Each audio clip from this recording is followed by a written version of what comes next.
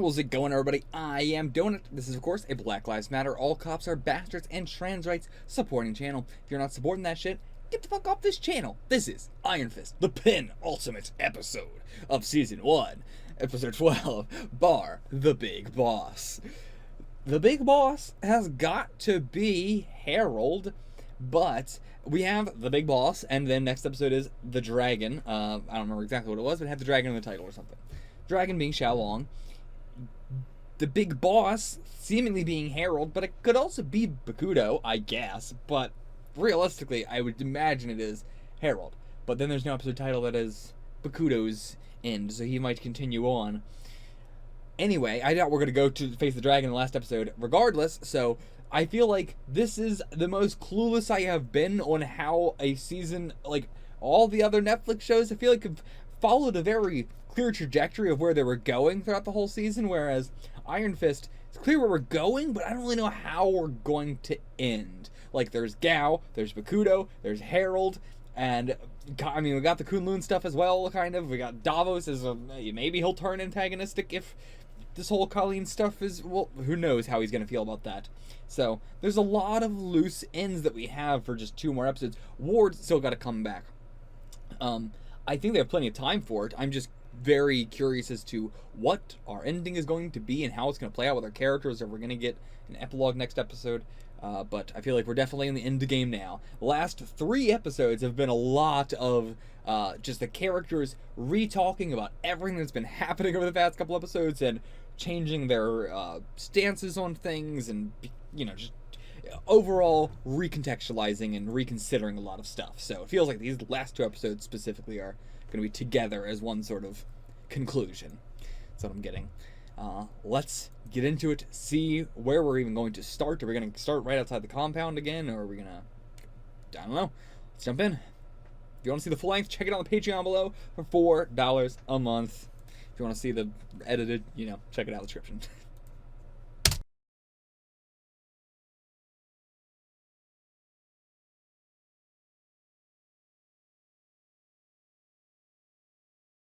We are here talking about Iron Fist Season 1, Episode 12, Bar the Big Boss. Mm-hmm. Why was this episode called Bar the Big Boss? I guess they barred Harold? Did they bar Harold? I don't know. They didn't really bar Bakuto. They didn't really bar Gao. No, they didn't really bar Harold. Really? I don't know. Doesn't really seem... That one is a kind of, bit of a stretch there, I feel like. Yeah, like there's things that I can kind of follow, but not really. There's not an actual, like, not this one. Not direct. So we started this episode with the war finally getting back to Ward and everything. We spent 2 discussions going like, oh boy, can't wait till we see Ward, can't wait until we see Ward. Yeah, and I was honestly glad what we got. Glad we got to see some of like the detoxing, and it wasn't just him showing up at the Harold's place. Like, yeah, I'm glad we got to see a lot of that, and he got to go through the same sort of stuff that Danny was going through, like when Harold came to him in the night, except it wasn't real for Ward. Yeah. It's like the exact opposite, where like, Ward thinks it's fully real, Danny was thinking it was fully fake. Yeah, that's a really cool parallel. Yeah. Oh, and that slow fucking frame rate for Harold looks terrible. I don't know if they thought that's supposed to look creepy or whatever, but it looks stupid. It feels like they had an idea for a different effect, but they couldn't do it. They're like, okay, well, we can't do anything else with this footage. What if we just slow down the frame rate? Not a fan. Yeah. Not a fan. And then Bakuto comes in. He's got the anti-heroin serum. Yeah, the so, I mean, that is good to know that they just have, I guess, an antidote for it, if you can call that an antidote. Real fucked up that he had multiple kids detoxing at the compound when he has a serum that immediately cures you. That's a good point. You know? Yeah. Yeah, he just immediately cured him. Yeah, that's a good point. You know, he purposely just lets them detox and everything. Yeah, I mean, I guess when you detox like that is a big emotional experience. That's a really good, like, we were here when you were suffering through that heroin that we didn't make. Yeah, we did. I swear we didn't do that. It wasn't us. Not connected. We have the antidote. Don't think about that. Don't think about that at all. Yeah, weren't we here for you for the whole time? Didn't we help? You should be a ninja. Yeah, I mean, it is the very cult-like thing of getting them while they're down and manipulating them through emotional events to get on your side. Yeah. It's very, very fitting there. Yeah. And I am curious to see how, like, how we're gonna deal with these ninja now that we have the whole, like, these are students. Yeah. Like, and a lot of them are kids. Yeah, I like, don't know how we're going to deal with it. Like, Yeah, with like- the way that Colleen was talking about it as well. Mhm. Like, was Becca a student? Like, or are we not counting her as a student? Yeah. Like, because Colleen was totally fine breaking those bones and, you know, Mhm. ripping them to shreds. So, you know. Yeah, and like they are hand. I am morally okay with beating the tar out of all of them. It's just the like, well, we can't kill all of them. We can't just set off a giant bomb and kill all of them. That's not gonna Yeah. feel good. Yeah. Like, the students might not know anything. Yeah. But then people like Becca and stuff do. So as long as they're not saying, like, if Mhm. that counts as a student, then the students know something. But it Yeah. seems like Darnell doesn't, like, know... No, Daryl doesn't know anything. Yeah, like he's just there. Yeah. So I guess let's talk about the, like, Joy going to Harold's place Mhm. and being there with all of them. Like, that was such a extremely stressful situation. Yeah. I fully thought that Ward was going to die in that moment at some Mhm. point. Like, I thought they were just going to, or Harold was going to just grab a gun and shoot him or something. Yeah, because it also feels like Ward's done, like, he's doing all he can. Like, he gave Danny the big heads up. He, like, came here explicitly just to save Joy. Yeah. Like, he's trying to turn things around. Hmm. And so it really felt like this is going to be a tragic end for him, Mhm. right, as he's trying to turn it all around. But, no, like, did you have any, like, what was your feelings during that whole scene? Like, this was a scene where I felt like literally any of these characters could die. I figured maybe Harold won't because, you know, he's pretty big, but I thought that maybe they would just chop his head off. It's possible. I didn't think Joy was going to die, and, like, I didn't think this is how Harold was going to die. I was like, there's no way this is how they would have Harold die.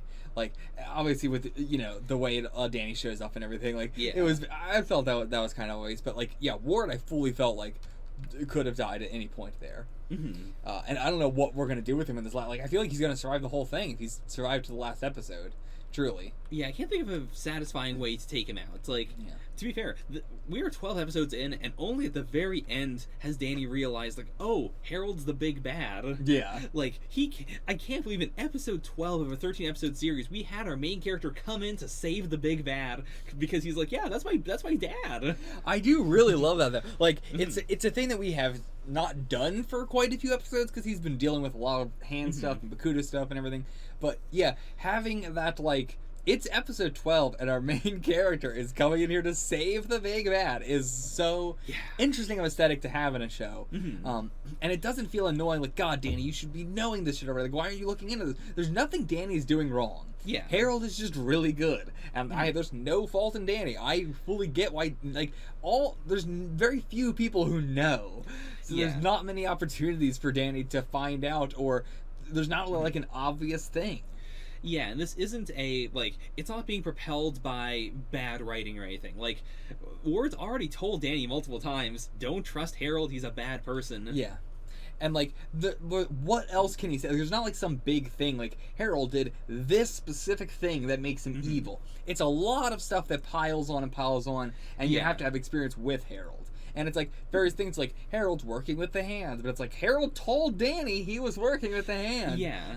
Danny knows, like the fake situation that Harold told him about. Yeah, like, I think that's really exemplified in the scene with Ward and Joy, where Ward is trying his hardest to tell Joy, like, our father is a bad person, and that's not even our father, that's, like, he's a monster, and Joy's not, taking any of that. Yeah. And Ward seems like a crazy person. Like, the series has done a really good job of putting Ward in multiple situations where he seems like he's off his kilter, but he's completely right. He's saying the truth, it's just, he's in a situation where no one's going to believe him.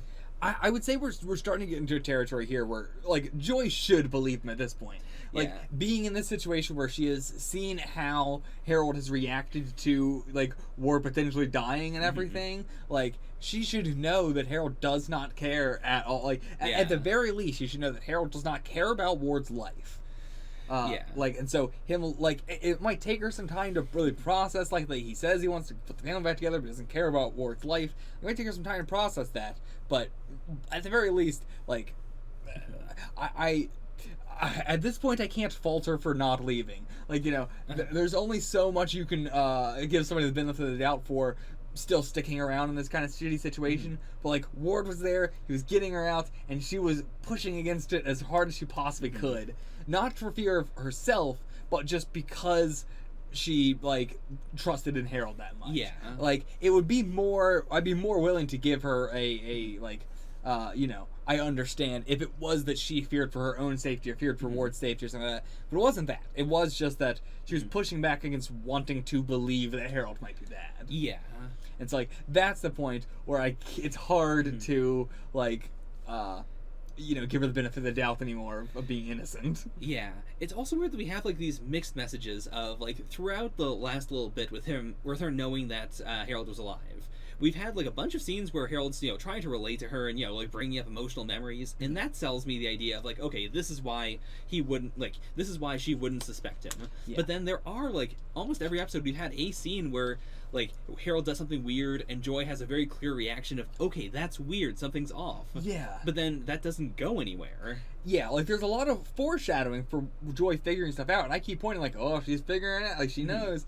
Like, she clearly, like, the way that he's wording something, she's hearing something, but it's not really amounting to anything. Yeah. It seems like foreshadowing that's not gonna go anywhere. Yeah, it feels like in the final episode she's gonna say something like, oh, I should have seen the signs. Yeah, but that's gonna be kind of disappointing if that's the Yeah. case.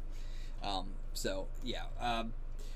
What else to say about that whole situation? Just that like, I fully respect Ward for, like, he is doing this fully altruistically now. Yeah. He doesn't care about shit anymore. You know, he is not, like, a good person. He's not redeemed himself or anything, but it's very easy to root for him and want him to survive and everything in all this. Like, it's those kind of situations where, like, I can see it, how he's changed in this heightened situation. I would hope that he would stick with this change after the situation is over. Yeah. But in this situation, it's very easy to root for him and, you know, want him to, like, also the fact that he is, like, warning Danny about all this stuff. I think he's tried to warn Danny, as much as Ward has been a piece of shit and everything, he has tried to warn Danny from the get-go not to get involved with this shit and to stay out of it. And, yeah, nobody has ever listened to Ward anytime he says, don't get involved in this, stop it. And the power of the framing where Ward gets Bakuto in order to try and, you know, get an advantage, and then Bakuto comes in and completely takes over this, like, very tight family situation and turns it into something even bigger. I am glad that, like, they are going full evil with Bakuto now. Like, they're not trying to do any sort of, like, you know, like, yeah, he is, you know, he has the right message, but he himself is fully fucking gone, full evil. Like, he is, like, unrepentantly bad. I'm much more willing to accept the villain who knows the right things to say, who knows, like, you know, like, this is a message that is good, these are good talking points, but then they don't really do that, as opposed to the villain who has good talking points, and they also commit to them for, like, a long time, and then they go, now I'm just gonna blow up New York, I hate everyone. Yeah, like, Bakuto knows how to manipulate just as well as Harold does, just as well as Gal does. Yeah. And this whole season, we'll talk more about it in the final episode when we do our, like, season talk, but, like, you know, this whole season's themes are a lot about manipulation and not having the full scope of the idea and knowing what somebody wants to hear and saying that to get them on your side. Yeah. Like, yeah, we'll talk more about that in the final episode. Calling back to the first episode with the, like, Danny being taken out of the building with a bunch of bodyguards behind him in the elevator, and he's trying to calm himself down. Like, yeah, much different than last time where he was really struggling with that. And this time, he was able to, you know, do it just fine, and he was able to break free of the handcuffs and all that. Yeah.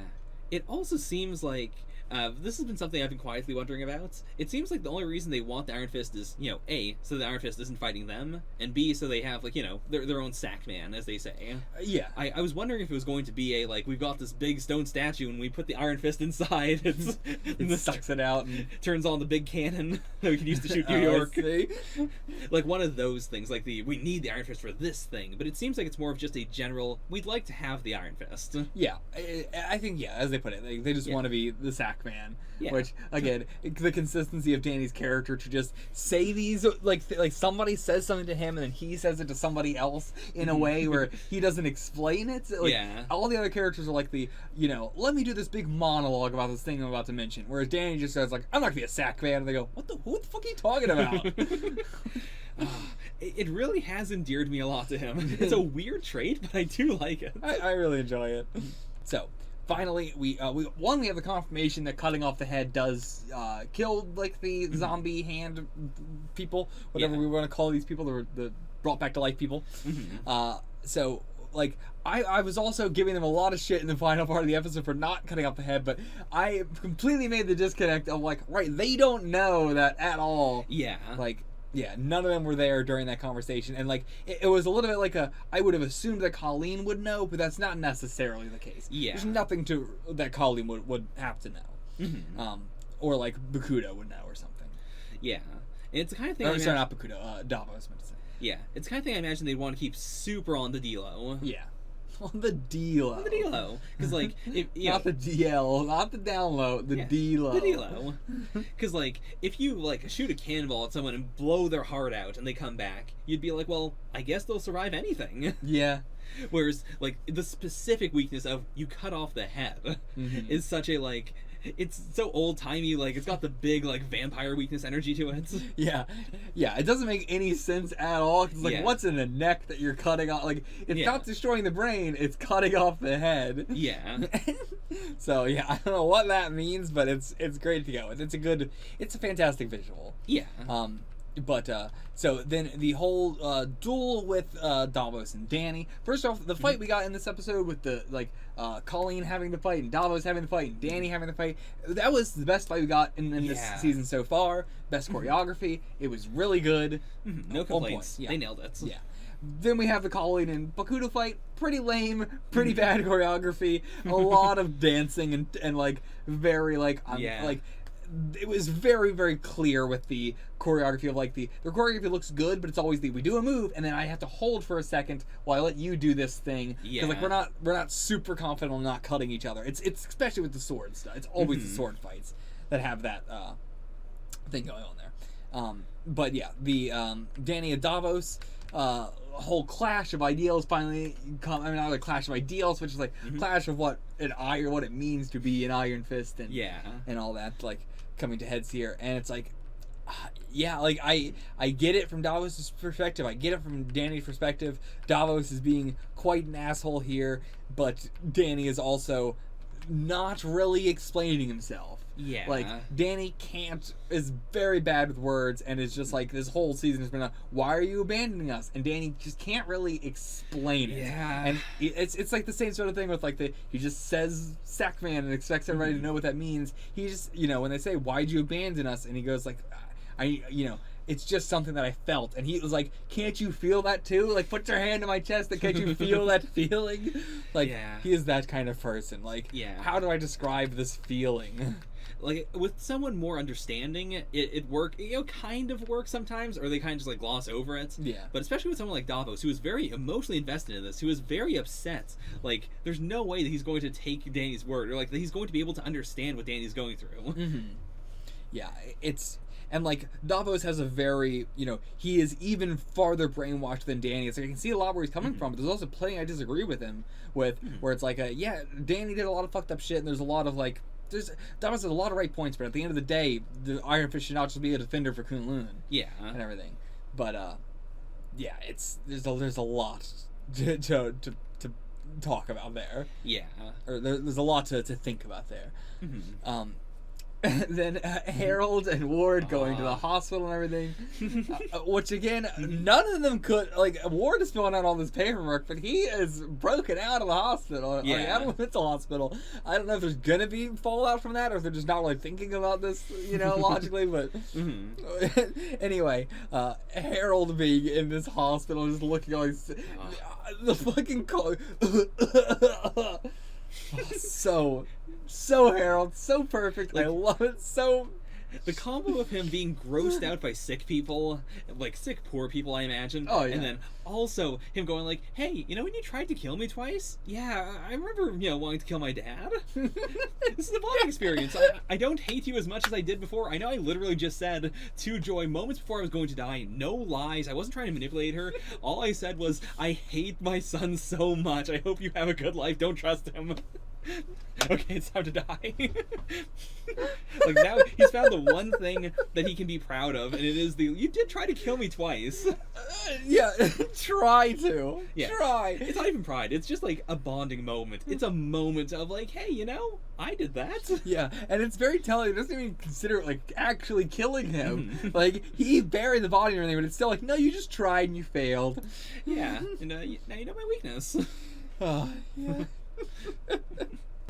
Harold is, we don't talk about it enough, but like as funny as he is as a villain and everything, also extremely terrifying. Like, having this person that you have killed before and now you know how to kill them, and they just say to your face, now you know how to kill me, is like, fuck, dude. Yeah, that's so scary. And like the way that he has the cojones to call up Danny, and knowing that he's going to send the DEA after him. Yeah. And he is like, by the way, I just want to thank you so much. Everything I have, couldn't do it without you. You've given me my life back. I love it so. This is like the third time he's done that specific thing of like the calling somebody, saying something really nice to them, and then immediately trying to get them killed or something. Yeah. But yeah, so now we get like the Ward warning Danny about the DEA coming, and like, is this the same ones that, like, are these Gal's men? Like, I have a theory. Okay. My theory is that Harold is going to try and like pin all the Rand heroin stuff on Danny, and like that's why it's specifically that we're seeing the DEA. Like, I think this is actually the DEA. Okay, but you don't think that the military people that we saw that Gal brought in were the DEA? I don't think so. Okay. I think this was just to have the fake out of, you know, Danny sees these armed people looking very similar, and he's like, okay, these must be Gal's people. Okay, do you think we're going to come back to that Gal's thing, or do you think that was simply for this misdirect? I don't have enough faith in the show to say that we're going to get back to that. It is weird. Like, I keep on bringing it up because I feel like we have to answer it. Why does Gao not have ninja? Like, even if they can't do the choreography for the ninja, why don't they just use the suits? Yeah. Like, even if they suck, like, why does she have to call up people who work at, you know, cafes and some guy who's, like, you know, committing assassinations at a karaoke like booth? Random people. Yeah, like... I mean, random people in terms of, like, they're not the Hand. Yeah. But yet they knew a hell of a lot of Hand secrets. Yeah. Like, they knew about the Iron Fist and everything. Like, even when we didn't have the ninja in season 2 of Daredevil, we had, like, the, you know, the Power Rangers, like, the color-coded guys on the motorcycles. Like, the Hand have a very clear look as to the people working there. I feel like there's gotta be something going on, whether it's, like, Gao can't get those people, or those people are loyal to maybe there is a different faction or something. Yeah. Like, I mean, it makes sense for the ones in, I can't remember the Anzho. Sure. Yeah, those one makes sense. That's like a completely different country and everything. That's like the headquarters back in China, or in was Anzho in China? Yeah, it was in China. Okay. But yeah, that like that makes sense. But here in New York, it is so weird. Yeah. Yeah, I think that's a pretty slow episode. This episode around, like, these past couple episodes, honestly, have been getting slower and slower and slower. Like, I really enjoy the amount of talking and everything, but also I feel like we're not moving stuff that quickly anymore. Yeah. And I really thought this was going to be the episode where one of the enemy factions was going to be taken out. Same. Like, to simplify things for the finale. But no, they're all still in play. Yeah, I don't know how this finale is going to fucking go. I thought we were gonna get somewhat an epilogue. I don't think we're gonna get any epilogue at all, which is gonna be pretty sad. But Yeah, I feel like we're going to transition right into the Defenders. I don't know about that because Okay. again, the more and more I think about it, they're really not. Iron Fist is. There's no way to be like, yeah, if you want to watch Defenders, you gotta watch Iron Fist. True. I feel like it's gonna be more so leading from Daredevil into Defenders. Sure. I mean, like, I'm not sure how, but we'll see. Mm-hmm. Anything else? My prediction for the finale is going to be, they kill Harold, they kill Bakuto. Gao is going to be left for another plot line.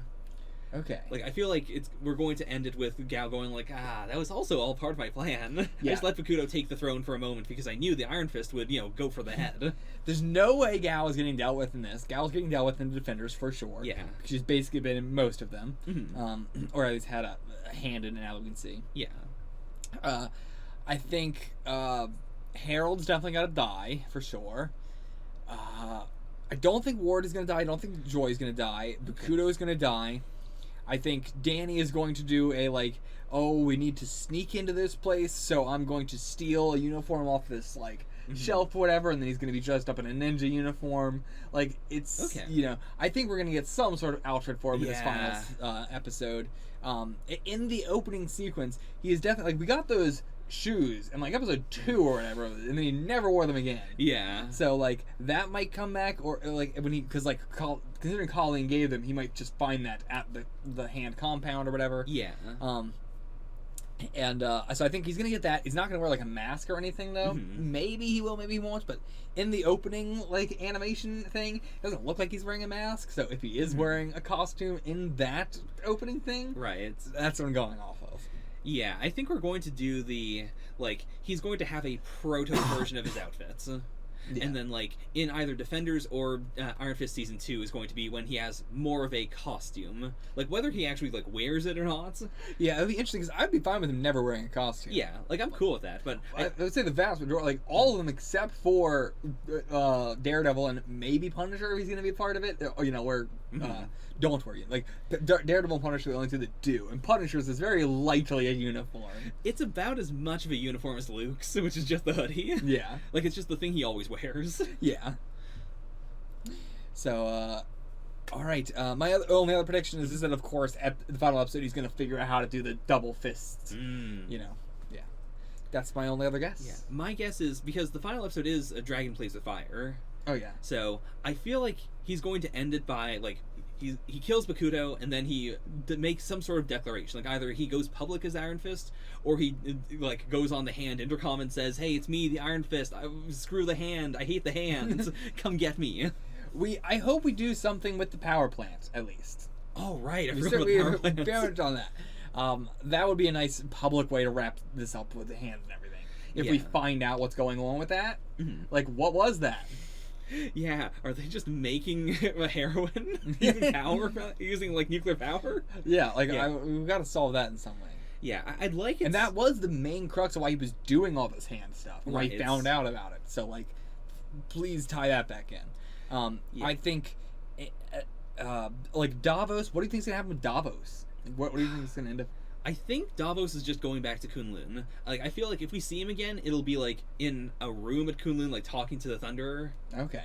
But I don't think he's going to play a real part in the finale. It's probably just going to be I talked to Danny, he's not coming back. We need to send reinforcements. Now, do you think we're going to see Shao-Lao? There's no way. I would like it. I There's no way. really thought we were going to, but by this point, the fact that we haven't solved any of the other shit, we don't have time. We don't have time. We're not going to see him. There's no way. I would love to, but there's no way. Mhm.